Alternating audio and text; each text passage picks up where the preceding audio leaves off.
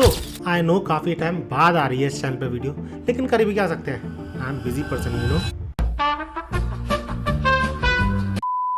खैर jokes aside, आज की इस वीडियो में मैं कुछ ऐसे चाइनीज एनिमेज के बारे में तुम्हें बताने वाला हूँ जो कि सही में इस सीजन में जैपनीज एनिमे को टक्कर दे रहे हैं। वैसे तो चाइनीज एनिमे कुछ खास पॉपुलर नहीं है, तुम में से ज़्यादातर लोगों ने देखे भी नहीं होंगे, शायद ये क्या 2 ही देख रखे होंगे। लेकिन इस सीजन में जो चाइनीज एनिमेज आए ना, तुम गैस कर ही नहीं पाओगे कि ये जैपनीज है या फिर चाइनीज। इनफैक्ट एनिमेशन क्वालिटी में तो जैपनीज एनिमे को भी पीछे छोड़ दिया है मेरे मानने में। अब ये चाइनीज एनिमे कौन कौन से हैं, ऐसा क्या किया है इन्होंने, और क्या तुम्हें ये चाइनीज एनिमे देखने चाहिए, ये सब कुछ बताने वाला हूँ इस वीडियो में। So if you are interested keep watching.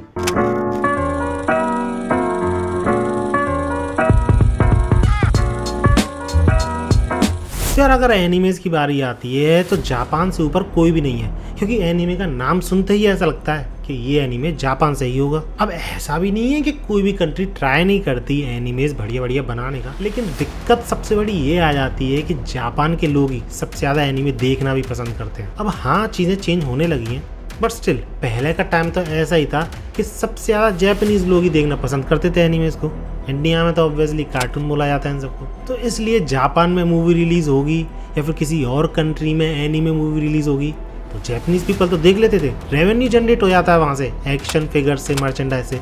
लेकिन बाकी कंट्रीज के लोग जब मूवीज ही नहीं देखते तो एक्शन फिगर्स और मर्चेंडाइज तो दूर की बात है। लेकिन तुम सबको ही पता है अब चीज़ें चेंज होने लगी हैं, और शायद इसी का रिजल्ट ये है कि अब चाइना भी काफ़ी ज़्यादा सीरियसली लेने लगा है एनिमे इंडस्ट्री को, और इसलिए इस सीजन के जो चाइना के एनिमे हैं they are seriously, I mean it, they are seriously good. अब वैसे तो चाइनीज़ एनिमे एक का दुक्का आते रहते हैं टाइम टू टाइम, लेकिन इस सीज़न में जो 3 एनिमेज मुझे काफ़ी ठीक ठाक लग रहे हैं, जिनमें से 2 एनिमेज ने तो आते ही सारे एनिमे फैंस को शॉक कर दिया है कि ये चाइनीज़ एनिमेशन है। और इस लिस्ट में सबसे पहला आता है to be hero X.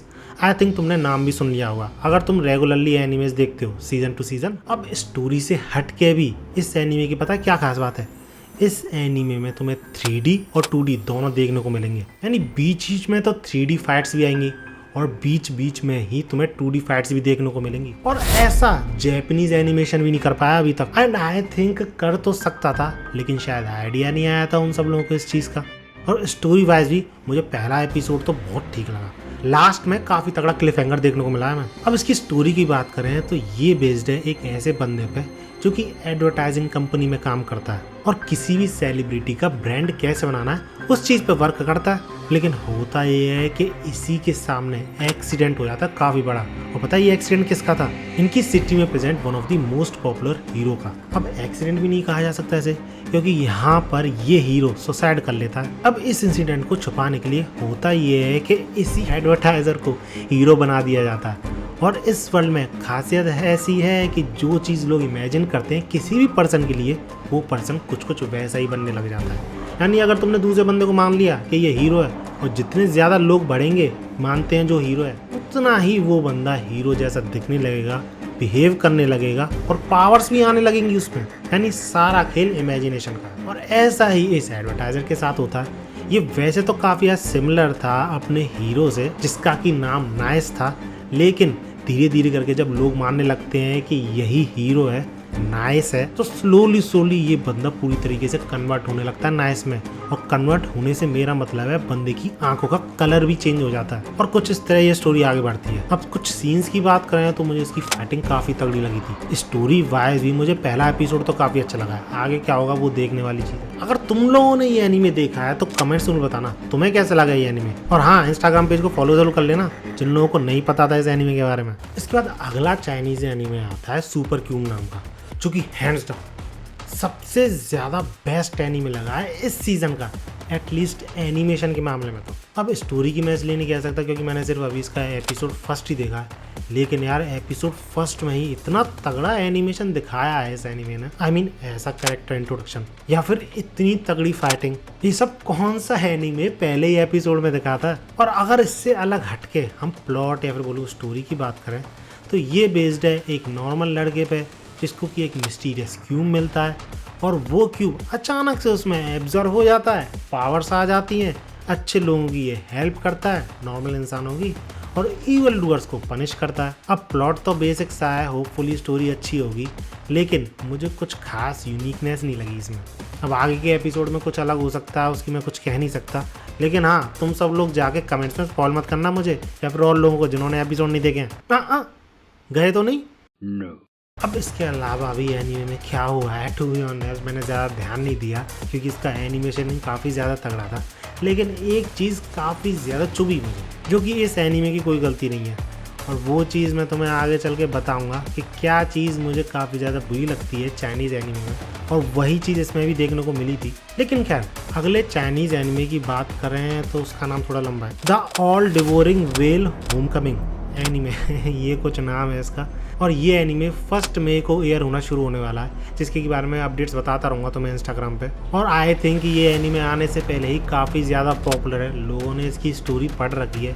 I don't know कहाँ पर है इसकी स्टोरी, क्योंकि मुझे नहीं लगता है इसकी कोई मांगा की तरह वॉल्यूम्स निकलती होंगी, शायद नोवेल होगी। और रही बात इसके प्लॉट की, वो भी काफ़ी ज़्यादा कन्फ्यूजिंग है। तुम पढ़ने जाओगे इंटरनेट पर तो भी तुम्हें समझ में नहीं आएगा, मैं ही पढ़ के सुना देता हूँ तुम्हें। सबसे पहले तो प्रोटैगनिस्ट का नाम फैन लिंगजी। अबे तू है कौन तू?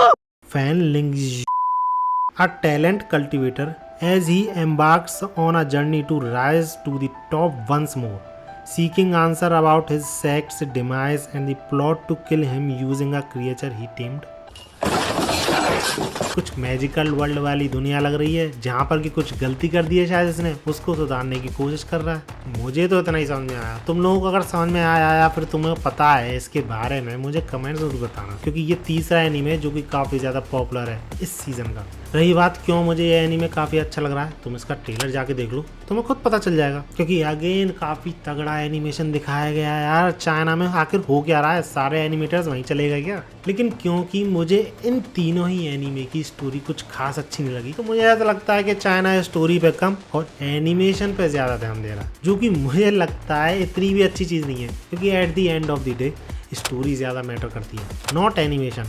क्योंकि अगर ऐसा होता तो वन पीस आज इतना पॉपुलर हुआ ही नहीं होता, क्योंकि तुम सबको पता है वन पीस स्टार्टिंग में कैसा दिखा करता था। नाउ एट दी एंड ये सारे एनिमेज अच्छे हैं, लेकिन ऐसी क्या चीज़ है जो कि जापानीज एनिमे में अच्छी लगती है लेकिन चाइनीज़ एनिमेज में नहीं अच्छी लगती?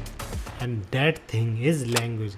क्योंकि यार जापानीज एनिमेज में जो उसकी लैंग्वेज होती है ना जापान की, वो काफ़ी ज़्यादा सूट करती है, आई डोंट नो हाउ। लेकिन वहीं उन्हीं एनिमेज पे तुम चाइना की लैंग्वेज लगाओगे तो पता नहीं क्या ही चल रहा होता, समझ में नहीं आता। क्या मेरे साथ ही ऐसा है या फिर तुम लोगों को भी ऐसा लगता है? आई मीन हिंदी तो अभी थोड़ी बहुत सूट कर जाती है, ऐसी बात नहीं है। ड्रैगन बॉल जी में काफ़ी अच्छी डबिंग की गई थी, लेकिन चाइना का डब बहुत ज़्यादा बेकार है। और इन तीनों एनीमेज में से पहला जो एनीमे है 2B Hero X, वो तो जापानीज में डब है, लेकिन सेकेंड एनीमे जो है सुपर क्यूब नाम का, वो शायद जापानीज में डब नहीं है और शायद इंग्लिश में भी प्रेजेंट नहीं है, इसलिए मैंने चाइनीज़ लैंग्वेज में देखा, बहुत ज़्यादा बुरा लगा, काफ़ी ज़्यादा इरिटेशन हो रही थी। और इसलिए तो इसके वैसे तो 6-7 एपिसोड आ रखे, लेकिन सिर्फ एक ही एपिसोड देख पाया मैं। लेकिन अगेन एक और चीज़ काफ़ी ज़्यादा अच्छी है चाइनीज़ एनिमे में, इन तीनों में बेसिकली स्टोरी काफ़ी ज़्यादा स्पीड से आगे बढ़ती है, बहुत ज़्यादा स्ट्रेच नहीं कर रहे स्टोरी को, टू द पॉइंट चल रहा है मामला। एंड दैट्स इट, यही मेरे कुछ पॉइंट ऑफ व्यूज़ थे।